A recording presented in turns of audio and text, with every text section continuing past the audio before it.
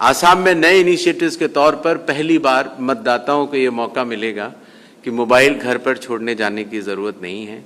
आप आराम से पोलिंग स्टेशन के दरवाजे तक पहुँचें और बाहर मोबाइल फ़ोन आप रखने के बाद अंदर जाके वोट करें और आ जाएं। ये काफ़ी मांग रही थी पहले से, तो चुनाव आयोग में ये निर्णय हुआ कि ये हमें सुविधा प्रदान करनी चाहिए। साथ ही साथ हमारे जो कैंडिडेट्स चुनाव लड़ते हैं वो भी एक बड़े स्टेक होल्डर्स होते हैं, तो कई बार उनकी शिकायत आती थी कि जो हमारा फ़ोटो लगता है वो इतना पुराना होता है या ब्लैक एंड वाइट में होता है कि हमारे मतदाता हमको पहचान ही नहीं पाते हैं ईवीएम में। तो उसको दूर करने के लिए कैंडिडेट्स के लिए पहली बार कलर्ड फ़ोटो का इस्तेमाल होगा आसाम में, और साथ ही साथ ईवीएम में जो सीरियल नंबर होता है और जो नाम का फॉन्ट होता है वो भी बड़े अक्षरों में होगा। पहली बार आसाम में 1200 इलेक्टर्स की एक लिमिट लगाई गई है, जिससे कि मतदाताओं की क्यू में बहुत ज़्यादा लोग न लगें, ज़्यादा देर वेट न करना पड़े, और ख़ास तौर से जब शाम को मतदान खत्म होता है तो वो भीड़ कम से कम रहे। पहले एक ये भी विषय आता था कि राजनीतिक दलों को मतदान केंद्र से बहुत दूर बैठा दिया जाता था, तो वो लोग कई बार मतदाता गलत बूथ में न चला जाए, कई बार मतदाता को रास्ता बताने के लिए जो वो स्वयं एफर्ट करते हैं, इसलिए वो 100 मीटर के दायरे तक अपनी टेबल लगा सकते हैं। कई बार ये भी होता था मतदाताओं को कि जो वोटर इन्फॉर्मेशन स्लिप होती है वो देने तो आते हैं बीएलओ साहब, लेकिन उसमें मेरा बूथ कौन सा है, तो कई सारी चीज़ वोटर इन्फॉर्मेशन स्लिप में लिखी होती हैं, इसलिए उसको एक कोने में बहुत बड़े शब्दों में लिख दिया गया, जिससे कि मतदाता ज़रूर जाकर वोट करे। जैसा कि मैंने आपको कहा था, वोटर इन्फॉर्मेशन स्लिप एक तरह से चुनाव आयोग की तरफ से बूथ लेवल ऑफिसर द्वारा हर मतदाता को दिया जाने वाला एक न्योता है, एक इन्विटेशन है। इसी तरीके से पहले जैसे 40 ऐप्स होती थी, तो कई बार हमारे मीडिया कर्मी भी और कई बार जो हमारे जो इलेक्शन में लोग इंटरेस्ट रखते हैं, मतदाता हैं, राजनीतिक दल हैं, उनको कई सारे ऐप्स देखने पड़ते थे। इस काम के लिए ये वाला ऐप, इस काम के लिए ये वाला ऐप। अब सारा एक में कर दिया गया है। अगर आप प्ले स्टोर्स में जाएंगे तो ECI नेट के नाम से आप डाउनलोड करें, और उसके बाद चुनाव आयोग के पास जितनी भी ऐसी इन्फॉर्मेशन है जो पब्लिक में साझा हो सकती है वो वहाँ पर आपको मिलती है।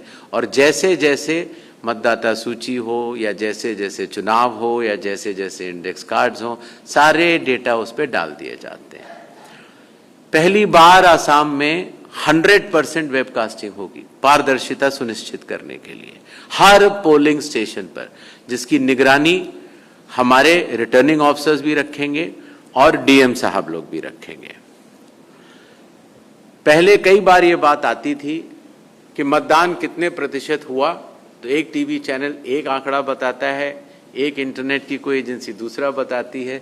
अब आपको कुछ नहीं करना, आप इसी नेट पे जाइए और आपको हर 2 घंटे बाद जो सच्ची वोटर टर्नआउट की परसेंटेज है कॉन्स्टिट्यूएंसी वाइज या पूरे स्टेट की, आपको देखने को मिलेगी। साथ ही साथ जो हमारे बूथ लेवल ऑफिसर्स आपने देखे थे, जब वो पहले किसी मतदाता के घर में जाते थे तो मतदाता उनसे पूछता था कि आप कौन। अब उनके पास एक आइडेंटिटी कार्ड होता है, उनका मान होता है, और वो हर घर जाकर जो भी मतदाताओं के संबंधित सूचना लेनी हो या उनको गाइडेंस देनी हो, दोनों ही बड़े सुगम तरीके से कर सकते हैं। ये कुछ मैंने बताए, ऐसे लगभग 17 से 18 इनिशिएटिव्स हैं जो कि लिए जा रहे हैं। जहां तक आसाम की बात है, क्योंकि आप सबको पता है कि आसाम एकमात्र राज्य ऐसा है जहां की एनआरसी की प्रक्रिया अंतिम चरण में है, और इसी को मद्देनज़र रखते हुए बाकी 12 राज्यों और प्रदेशों में एसआईआर हुआ और असम में स्पेशल रिवीजन हुआ। और इस स्पेशल रिवीजन के साथ ही साथ हर बीएलओ ने हाउस टू हाउस सर्वे किया और उसके साथ ही मतदाताएं सूची बनाई। अगर मतदाता सूची में आज भी कोई भी पात्र मतदाता एलिजिबल इलेक्टर अगर छूट गया है, उसके पास दो विकल्प हैं। एक, वो फॉर्म 6 भर सकता है, और दूसरा, फॉर्म 6 भरने के बाद भी अगर इलेक्टोरल रजिस्ट्रेशन ऑफिसर उसको पात्र नहीं पाता है, एलिजिबल नहीं पाता है, तो वो डीएम साहब को अपनी अपील दे सकते हैं। मुझे आपको बताते हुए ये आंकड़े आपको जरूर बताने चाहिए कि लगभग 2.5 करोड़ से भी अधिक मतदाता सूची में अभी तक सिर्फ 500 अपील सारे जिलों को मिलाकर आई हैं। इसका अर्थ ये हुआ कि हमारे बूथ लेवल ऑफिसर्स, एईआरओज और ईआरओज ने बहुत ही अच्छा काम किया है। जहां तक तारीख की बात है, चुनाव आयोग इसका निर्णय करता है और पत्र वार्ता के जरिए आप सबको सूचित करता है। हम लोग दिल्ली जब जाएंगे, उसके बाद चुनाव आयोग बैठेगा और समुचित तारीखों का निर्णय करेगा। जहां तक स्पेशल रिविजन्स के मोटिव का सवाल है,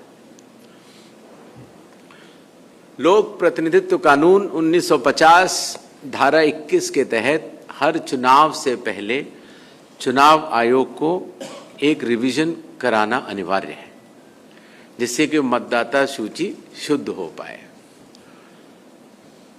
जैसा कि मैंने आपको पहले बतलाया था, चूंकि असम की एनआरसी की प्रक्रिया लगभग पूर्ण हो चुकी है, इसीलिए यहाँ का स्पेशल रिवीजन बाकी 12 राज्यों से अलग था। बाकी 12 राज्यों के लगभग 51 करोड़ मतदाताओं में से कईयों के एसआईआर का अंतिम चरण आ चुका है और कईयों के एसआईआर खत्म हो चुके हैं। आसाम में स्पेशल रिवीजन किया गया और इसका मोटिव एकमात्र मोटिव था, राजनीतिक शोरगुल में जो कानूनी प्रक्रिया है उसके मोटिव में फर्क नहीं पड़ता। स्पेशल रिवीजन का एकमात्र मोटिव था all eligible electors to be included and all ineligible electors to be excluded. जहां तक इलीगल माइग्रेंट्स की बात है, अगर जो नाम कटे हैं, जो भी बीएलओज वहां पर गए होंगे, उन्होंने उनको इनएलिजिबल पाया होगा तो वो नाम हटे भी होंगे, और जो पात्र मतदाता यंग वोटर्स, जैसे आपने देखा था 2 बच्चे आए थे, या कई लोगों के नाम जो कई बार आ जाते हैं यहाँ पर, उनके नाम जोड़ने होते हैं, उनके नाम जुड़े भी होंगे। तो ये काम हमारे बूथ लेवल ऑफिसर्स ने बहुत ही मेहनत से किया है। मतदाताओं का नाम जोड़ना या मतदाताओं का नाम हटाना या चुनाव कराना, ये चुनाव आयोग का भारत संविधान के अनुरूप दायित्व है और चुनाव आयोग अपने दायित्व का पूर्ण निर्वहन कर रहा है। बिहू आसाम का मेरे ख्याल से सबसे महत्वपूर्ण फेस्टिवल है, और बिहू की तारीखों को ध्यान में रखते हुए ही चुनाव आयोग कुछ निर्णय करेगा। अब ये कह पाना, और ये आपके सवालों का सारा जवाब मैं पिछली बार दे चुका हूँ कि कितने फेजेस में होगा और कब होगा, ये चुनाव आयोग वापस जाके निर्णय करता है, और इसमें कई सारे फैक्टर्स होते हैं। आप निश्चिंत रहें, जो भी चुनाव आयोग का निर्णय होगा वो मतदाताओं के हित में ही होगा और संविधान और कानून के अनुरूप ही होगा।